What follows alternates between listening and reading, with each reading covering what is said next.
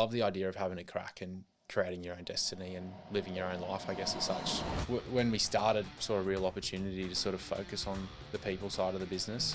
Mate, if you don't have the alignment of values and alignment of psychological safety and all of those things at a top level leadership, it will never filtrate through the business.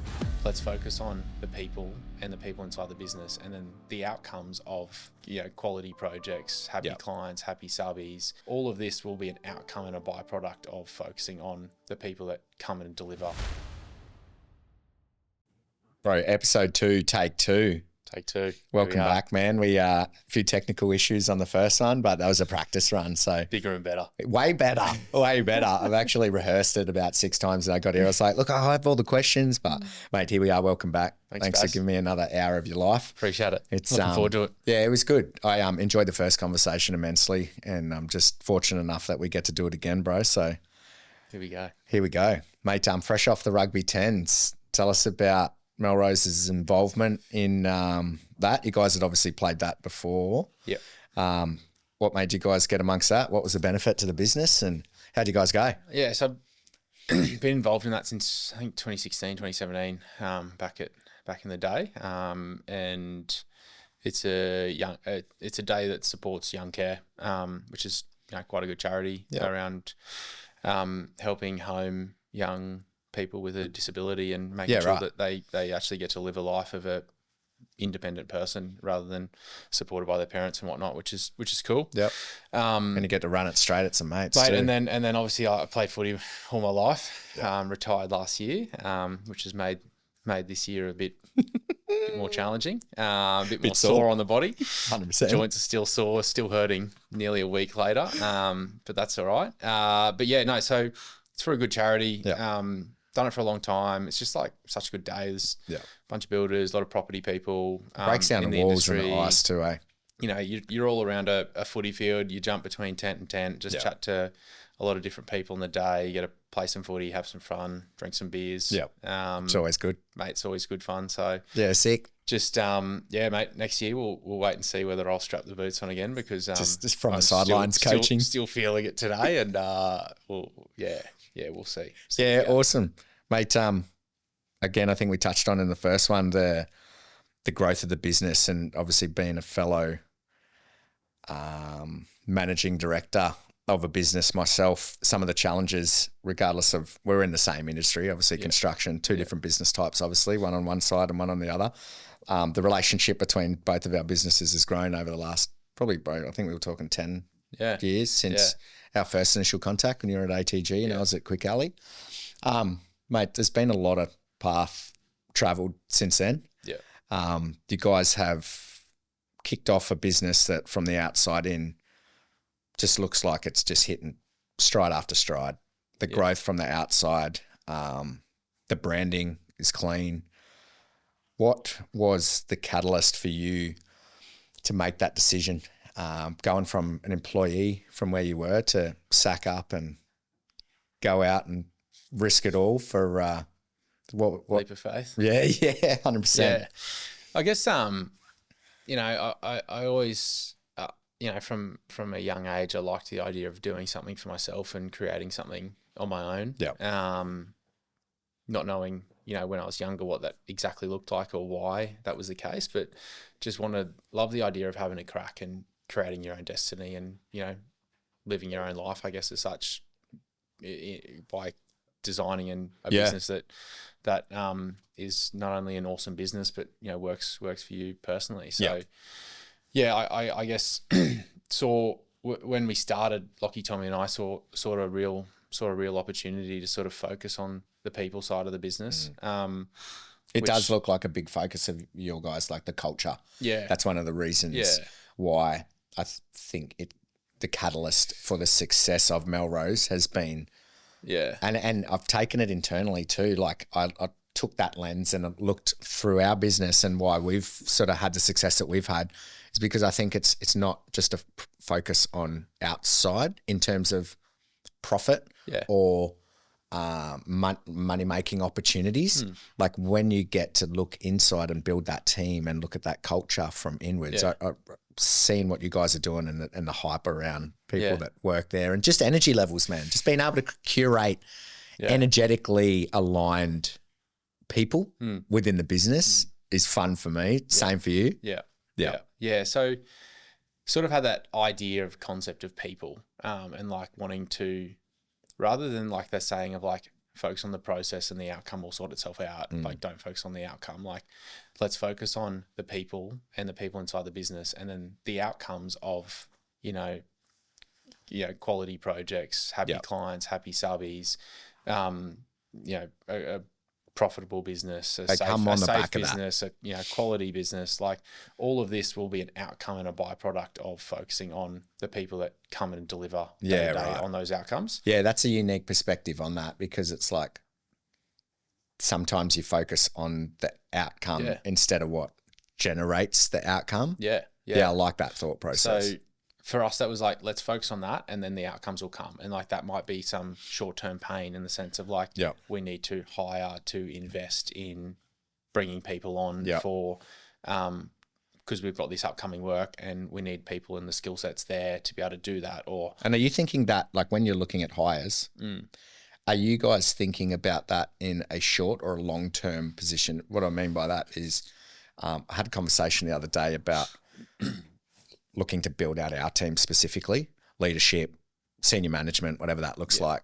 And one of the conversation topics was think about what that hire for that person's role in 5 years' time. Yeah. So what the business will need in 5 years, and then maybe look at bringing someone in that's not quite there at the managing director level yet, but has PM skills that can come into the business now, and you can provide those pathways and areas for growth for them to be able to work into the business, as opposed to getting to the stage and point in time where it's like, fuck, we need a managing director. You go find someone with the most experience, pay $2 billion a second for them, and they come into the business wrong attitude. You're done, bro. We're on.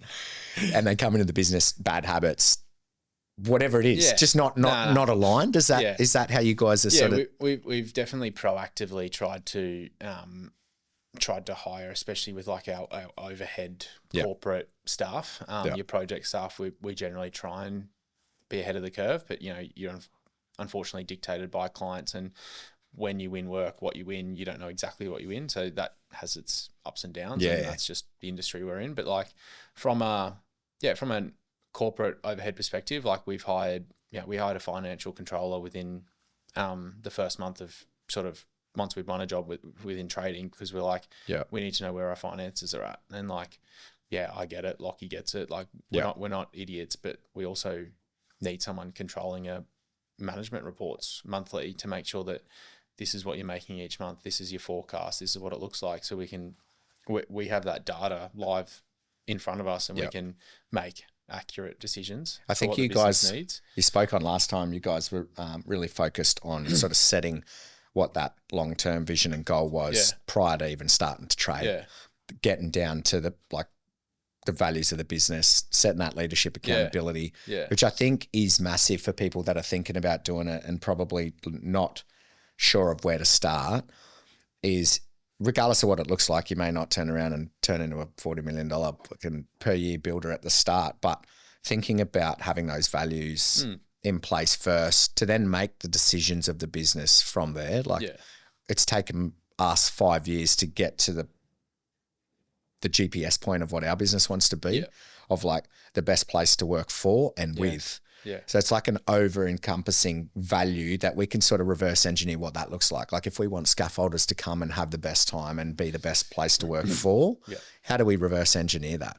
But like for you guys to do that early, and they do morph and change, hey? Because we had influence from some consultants and performance psychologists and those sort of things, and really wanted to set the business up for long-term success, also short-term success, but with the goal of long-term success, and focused, I think last time we discussed before we'd won a job or while we're out there drinking coffees and beers chasing work, like we were also focusing on our purpose, our vision, our values, the behaviors that we want in the business, and trying to really solidify and be clear on what that is and what that looks like. Yeah. And then that helps us attract the right people into the business. For sure. Or identify when people come into the business that they're not the right fit, which is fine. Like, you don't have to, if that doesn't suit it's expensive taking time to figure that out, eh? Then that's fine. But yeah, it was a lot of time invested to really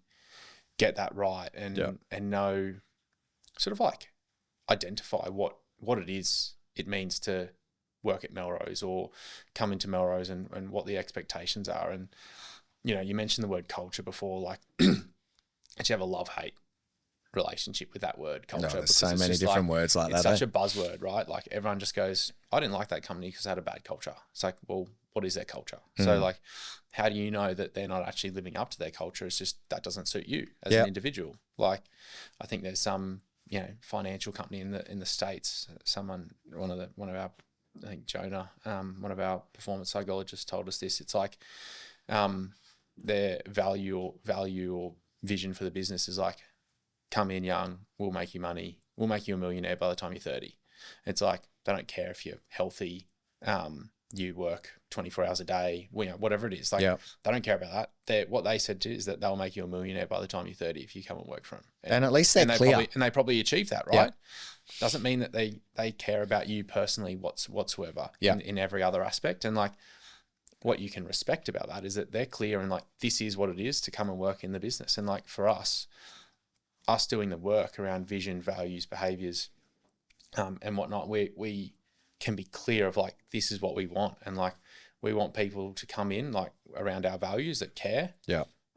They're dependable and they strive for excellence in what they do. So it might have been a real polarizing example, but it's perfect. You touched on it. You know what you're getting in for. If you were going to work for that company, you know that I'm young, I want to be a millionaire, and you choose to go there. So on the flip side of that, how can you go, oh, these guys work me too hard? Like, we never said we're not going to work you hard. So, you know, it's a good example of clear expectation, but clear expectations of like, this is what it is. So like, come in, this is what we expect. And if you don't live by that, then this isn't the place for you, and that's okay. There'll be someone else out there that lives by that. Yeah, and I think you're right in the sense that it probably saves a lot of those conversations from happening, because once you've got that idea of that purpose, of that mission, of those values, you're almost screening for people when you're talking to them at the start. But without that, you're having those conversations and you can't really articulate the vision or whatever. And everything's communication. Yeah. Like, you sit down at some of these interviews, or whether or not you're still involved in them or not, but conversations, whatever it is with clients, the person that can articulate and resonate and listen and be able to solve problems, I'm starting to come to that awareness of the communication styles make and form the foundations of really good relationships. Like, my biggest problem, you can attest to, is too much volume comes out of my mouth. Too many words, not enough using these things, you know what I mean? And you miss so many opportunities through not taking a breath and letting someone else. It might be wisdom, 40 next year. There you go, mate. You're getting there. Jeez, young. You're 30. Well, you bump into a few. You get told a few. Thanks, bro. That was sick. You get a few battle scars along the way of like figuring out that your life will stay the same if you're not prepared to be aware of your surroundings and have that perception awareness of going, hey, listen, now's my time to let space and oxygen come and happen. I think those are important when you're having those conversations with people at those interview stages, of like giving them the opportunity to articulate what they want to bring to the table. And then obviously meeting them halfway. Hey, this is the business. This is what we're trying to achieve. This is what we expect. A lot of those tough conversations down the road are negated at the door, because they'll either. This is who we are. And this is who we are. We will not apologize for being who we are. And what we expect. And it's clear, because it's rooted in having thought out and well-formed conversations, right? And like you said, you guys will clearly not dictate, but ideate what that looks like from a values point from you three, from a leadership, from top down, and be able to communicate those values outwards. How do you deal with the situation of where that doesn't always work, where the people have come into the business and maybe their attitude, not attitude, but like, who knows, bro? Everyone's life is filled with different circumstances that happen, right? I think, you know, there's some studies that have done on I think Google did a study on every single one of their teams, and what the one thing is that creates a high performing team that delivers on results. And I think they went through like every single aspect of like gender, race, like, you know, everything you could think that you could measure. Yep. And the one thing that came out was psychological safety. So that is like the number one thing, that if you have a high level of psychological safety in your business, because Google teams that had high levels of psychological safety, they were the most successful in terms of a results perspective. What, like productivity? Commercially, productivity. What makes up psychological safety in the sense of like, what are you talking about? Someone that has the ability to... Someone that a cadet that can come to me and say, hey, Henry, you know, I don't think you lived your values in that meeting because of this and this, and like not being afraid to speak up and say, this is, I see this, you haven't lived by the values by doing this. How do you break the stigma in construction, right? Because obviously we've... Hard, like, and like going back to sort of your original question, like we are working hard on trying to create a high level of psychological safety where it's like, someone's not living by the values. Hey, I noticed that you did this. You know, are you okay? How are you? Like, are you going okay personally? Like, have a conversation, and then, you know, let them know that, you know, subject to how they're going outside of it, like that wasn't up to our standards. And you know, that doesn't mean you're getting sacked or anything like that, but or going on improvement plans or whatever it is, but like that's not up to our standard. And let them know that and call that out. And like that's something that's not just me as an owner of the business is the one calling people out, which I do. You obviously do, but like that's comes from every aspect, everyone it almost inside the business in that psychological safety model. Hey, of like you don't want it top down approach only. You want to create that environment where everyone feels like they've got the ability and the frameworks to do that and get it. And it's always daunting for people to do that at the start, right? So an employee coming to you and knocking on your door and saying, hey, Henry, I don't think you lived up those. Not everyone's mine might, but not everyone's personality has the ability to be able to do that. But you at least want to be able to provide that environment where there might be they may be observers more than, it's not me, but they may be paying attention to that happening in the office, and then that builds that trust within themselves too. Because if it's demonstrated, it's not just on a poster.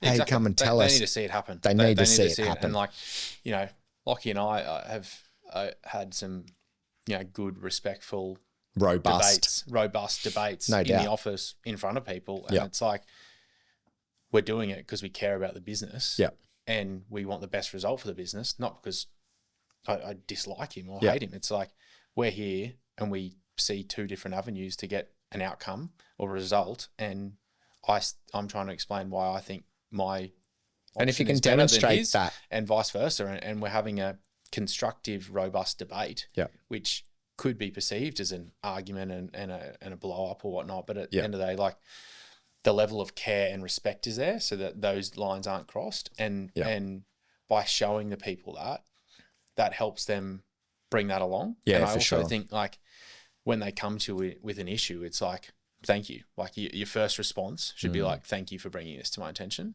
not being like, oh, fuck, really? You fucked that up, blah, blah, blah, whatever it is. Like, it's like, thanks for bringing that. But 10 years ago, you wouldn't have been able to have that reaction, because I know I personally couldn't myself. You know what I mean? I think your mindset shifts to being able to give space to that and not let the first emotional. And that's it. You got to listen. Like, you know, and it's sort of summarizing again, like listening as a skill set is like the most important thing. And as a leader, like the more you listen, like the more and the more curious you are. And that's something that I'm working on in my personal vision and my personal values, and like trying to work on that. It's like, what's my life? And I'm trying to design that now.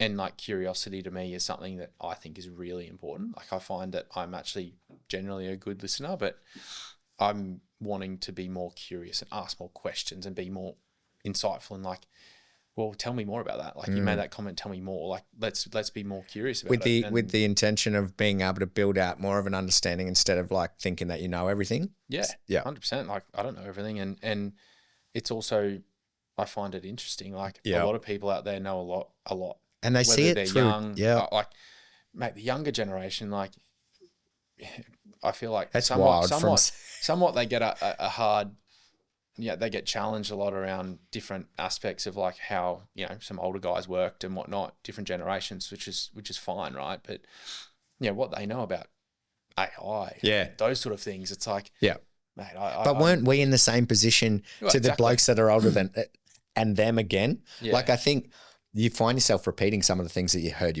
and whatever it is, it's like a cycle. And there are certain patterns to life. You go through this certain stage of teenage, whatever, and then you get to whatever employee, worker, age, 20, 30, 40. And then now we're talking about younger generations and their approach to shit.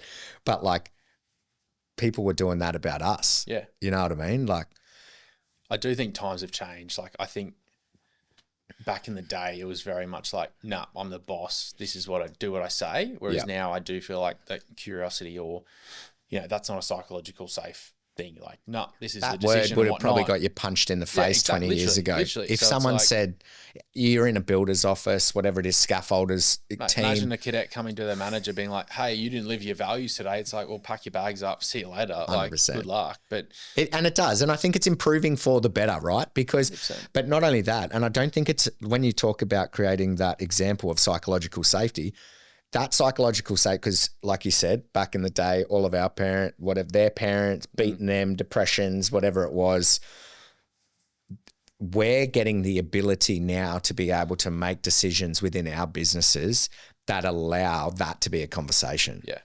Yeah.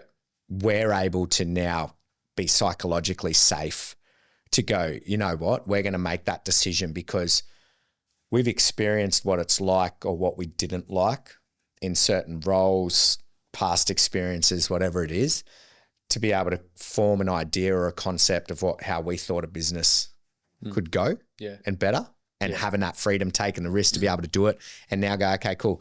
Now we're at this point, we're creating something. But I think that's important to sort of sit back on, is like we get the ability to now be able to go, bro, let's make it. I get comments all the time about being focused too much on culture, too friendly. And the culture that I mean, I know you talk about the buzzword and whatever, but to me, culture means, bro, having people that want to come in to work. Yeah. Anything Wake up, more? Get out of bed, keen to get to work. The rest, there's a certain level of their experience that I don't need to control. I need to pick the right personality. Yeah. And yes, experience comes into it, but then I need to leave that up to them. But to be able to do business the way that we want to do it and have that creative freedom to go, we can talk about psychological safety, but I think it's important for us to go, we've got it ourselves and we get to steer the ship and focus on these things about making it the best place to work. Mate, if you don't have the alignment of values and alignment of psychological safety and all of those things at a top level leadership, it will never filtrate through the business. So that's number one. You got to have that at the top, and then let it filter, show how you live that and show it in life. So then it can then be picked up by the rest of the team and then be filtered back through the organization. And that's, we're in the process of like, we're not perfect and it's a continuous improvement thing, but like we're in the process of like filtering it through the business and like showing people this is how you do it. Like it's okay to be, vulnerable and speak up and challenge people, do it in a respectful way, and like know that you're not going to be met with a defensive response, which and you're going to be met with like, thanks for raising that. Let's be better. Let's help me be better here and improve. And it's almost like more of a spotlight on that leadership group, hey? Yeah. Because obviously in the leadership group, you have senior, whether or not it's experience or age, but a lot of those come with the bad habits that we talk about. Yeah.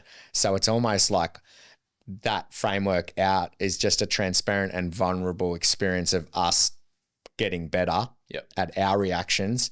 Because like we said, 10 years ago, when a problem happens and you're dealing with high stress and we don't have the emotional, whatever it is, intelligence, regulation to be able to go, I've seen 100 fuck ups before. Yeah. We got out the other side of them. This isn't going to cave us. Yeah.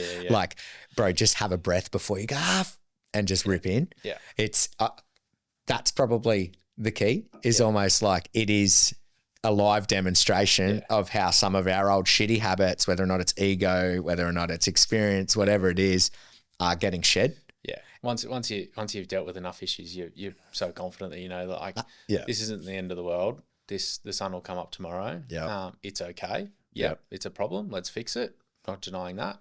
We need to fix it. But like, it's not the end of the world. No, it definitely isn't. So just keep working through the process, get it fixed, own your mistakes and move on. It's exciting, hey, to figure out those things along the way. Yeah. Like there's all these end goals that we always want to work towards. Bro, I want to be this, I want to be that, I want the company to do this. Personally, I want to do that. Having the ability to stop, and like you said, I always used to think if I got to the end of my to-do list that there would be nothing there. But like, bro, I'm sure when we're 95 as fuck and we're, you know what I mean? There's going to be something to do. Bro, someone's on there with a little pen just constantly writing in. And with that knowledge of like, bro, we're never going to get it done. We're never going to get it complete. Aim high, but concentrate on the experience along the way. Yeah. And like this form of being able to have conversations and expand my level of awareness and knowledge by getting a perspective that isn't my own is sick. But like, how lucky are we that we're in the country that we are?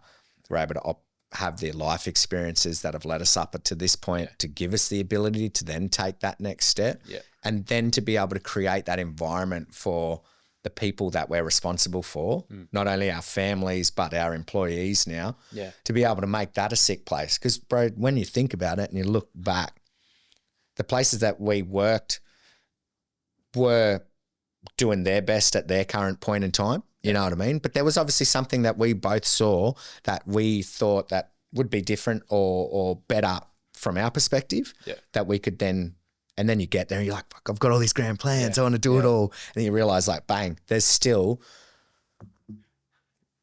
the laws of business, the laws of relationship, the money, you know what I mean? You can't be hippies and just, everyone talk about psychological safety and this dollars in your bank account. True. You're gonna start burning it. You still got to do business and deliver, but but enjoying that along the way. It just goes back to your personal values. Like really, it's like you worked in a business which challenged your personal values, and that was why you inevitably left because you thought you could do it better and you wanted to create a business that aligned more to your personal values. Have you got a distinct line between personal and professional values?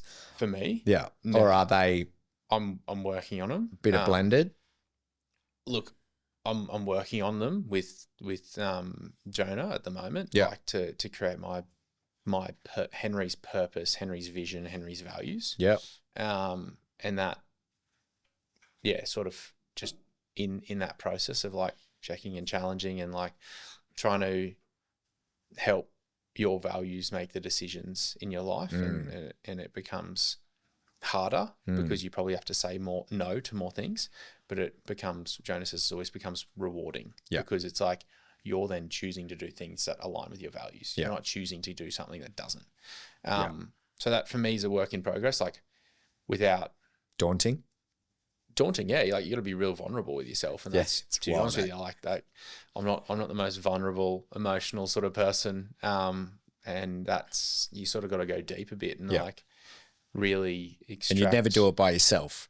You'd never be as honest with yourself about like having that external. Maybe someone's out, like there's 8 billion of us. Maybe someone's enlightened enough to be able to sit there and lay those out honestly with themselves, but having that accountability partner Yeah. and framework to draw that out, to ask some questions when you're like, I could write the goal at that level, but I know I'm only going to put in that much effort, so I'll write it down, whatever it looks like. Yeah. So it's you got to be challenged, I think, and having Jonah and other people curiously going, well, why'd you write that? Like, why do you think that one of your values is a family man? Like, why is that important to you? And like, just constantly challenging it. And like, I think it's good too, because I think we spoke about it last time, like, and it seems to be an issue that's more and more common to be discussed, is like a work-life balance. I'm doing it for my family. And it's like, well, you're working 80 fucking hours. Yeah. Like, what do you mean you're doing it for your family? If your value is family, is it though? Yeah. Like if you're grinding 14 hours a day and you get home and you're at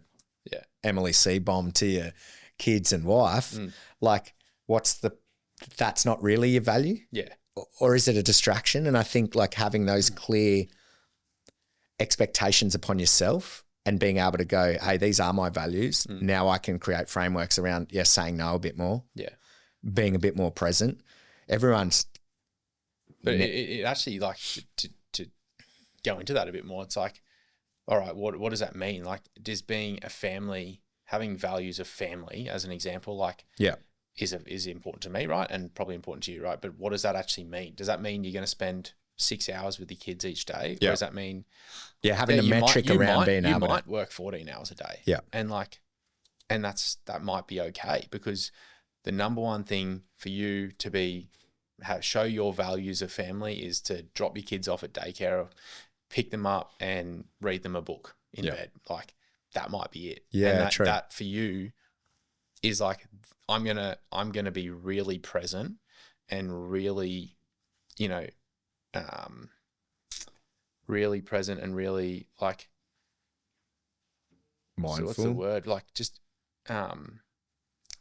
focused, or focus isn't the right word. I'll come back to it. But it's like, I am choosing to be spending 100% of my quality time with you right now in these moments, because this is important to me. Yeah. And I'm not going to let my phone, when Smithy's calling me at night to talk shit about work. Yeah.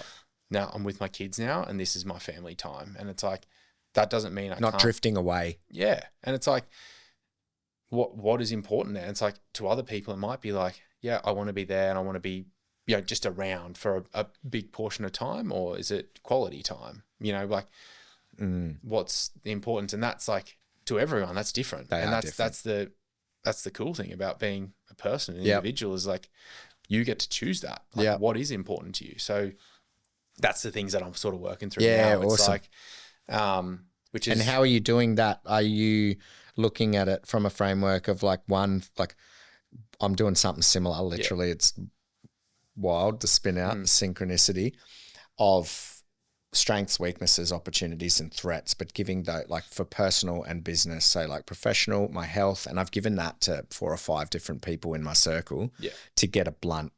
And I've asked them to be honest, because like, I don't just want me writing fluff and not Barry's a legend. Sickest dude you've ever met. Yeah. 6 foot tall, full head of hair, handsome as. And it's funny that presence comes back to it, because what I'm trying to create is like a 5-year vision statement, and from business, from personal, with all of these 1, 3, and 5-year goals. So getting those things sorted and I'm writing my own strengths, weaknesses, opportunities, and threats, cross-referencing that with the others to see where they bump, see where I've got some blind spots. Yeah. And that presence thing is popped up. Like I do.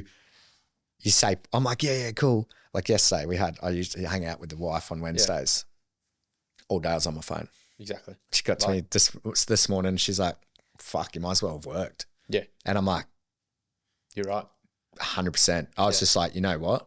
Ego wanted to throw up all this vomit about, this and that and reasons why. But like, but I'm fucking running a business, like, blah, blah, blah. All this, like, it's, bro, but you can spit that venom as there's always something. 100%. But like you said, with that rooted in that value, if it was, then I would have consciously made that decision to hold my actions accountable and in line with that value and go, you know what? Do not disturb mode.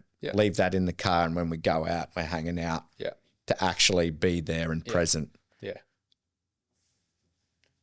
Because it was important and in line with the value, and not just. And I think that's a real life demonstration of leading 100%. From the front. And it's you know, like before we were talking about like distractions, like there's an opportunity here, and opportunity, and like something I've sort of like noticed since starting business is like how much opportunities are there. Like so many people go like, hey, what about this? What about this? What about this? And just like, fuck, start this. You know, someone's coming to me like, do you want to buy a joinery business? Do you want to do this? Do you want to do that? Do you want to do this? Like, fuck, there's so much like opportunity there. But it's like, no, like, let's be really purposeful and really like, what am I getting after? Yeah. And trying to just narrow your vision, narrow your lens, and like, this is what's important.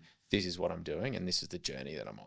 And like, trying to stay focused on that journey. It's crucial, man. And like the presence thing, like I'm not perfect, but and I struggle with it, but like trying to like turn notifications off, so like I don't get any notifications and whatnot, like barring calls and messages, and even then I'm like, I probably should turn messages off. So it's like I'm sitting here having a conversation with you, and it's like I'm 100% present. It's like I'm out there, and then you know you go home with your kids, I'm there, I'm present. You're with your wife after your kids go to bed, you're present. Like you're actually trying to be purposeful and present in the moments that you're in and living, and then that will inevitably create a more fulfilling life. You're getting so much out of you. And the biggest problem is like our phone, like these days. And like I notice when I'm not in my best headspace is when I get caught scrolling. you know, like it's like when I'm in a really good headspace, I'm not on social media. And when I'm not, I'm just like, and I'm fatigued and run down. It's just like, I know that in myself, which is like crazy because you're there doing it, and you know the awareness is the first part for sure. The awareness, and it's just like, you also got to be kind to yourself. Like no one's perfect. Everyone makes mistakes. So, 100%. But then that's like, if you know your values and you know that, then it's like, why am I doing this? This isn't me. And then like put the phone down. Like, all right, what am I doing? Let's do this. It's a good place to sort of cap it off, and hopefully someone's doom scrolling on this episode one day, and we're looking back at it, reflecting on barriers. I'm through your Instagram and while you got your pants around your ankles, you're like, yes, that's me, mate. There, well, mate, where's me on this? One day, but now you're on, mate. I really appreciate your time. That we could continue the conversation for another 10 or 15 hours, and maybe we'll get the opportunity to do it again. Take 3. 100%. Maybe we'll wait for the Melrose podcast, and I'll come and be a guest on that bad boy for sure. We'll have to get Tommy in. Yes, he could be the MC. Mate. They'll both be keen, insightful, mate. You're a legend. It's been exciting to watch. It's been good to have continuing conversations about the journey of life and parenthood and being leaders. And mate, once again, appreciate your time and thanks for coming on. Thanks, Baz. Legend. Appreciate it. Cheers, mate. Thanks, buddy.